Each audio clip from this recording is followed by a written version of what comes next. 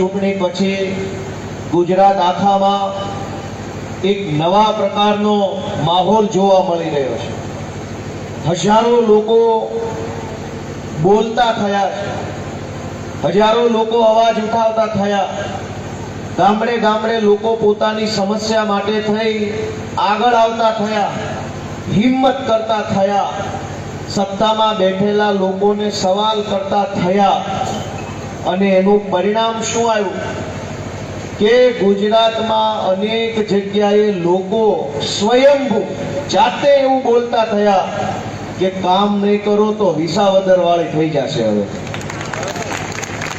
એનો અર્થ એ કે છેલ્લા 30-35 વર્ષથી ગુજરાતમાં ભાજપની સરકાર તો છે, પણ આ સરકાર જનતાની વાત સાંભળવાના બદલે, જનતાના મુદ્દા સાંભળવાના બદલે, જનતાની પીડામાં ઘટાડો કેમ થાય, જનતાની સમસ્યામાં ઘટાડો કેમ થાય એવું કામ કરવાના બદલે માત્ર ને માત્ર એક જ મુદ્દાનો કાર્યક્રમ કે જે અવાજ ઉઠાવે એને દબાવી દેવાનો।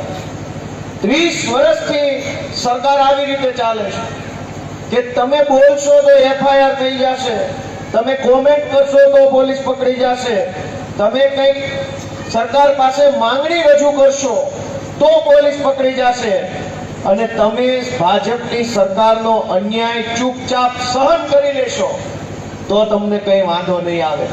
આવું 30 વર્ષ સુધી ચાલ્યું।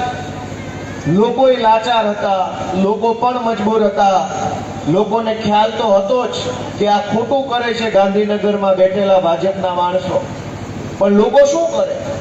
લોકો પાસે વિકલ્પ ક્યાં? લોકો પાસે રાજકીય રીતે કોઈ વિકલ્પ નહોતો, અને એટલે ચૂપચાપ ભાજપનો અન્યાય કે જુલમ સહન કરવો પડતો હતો।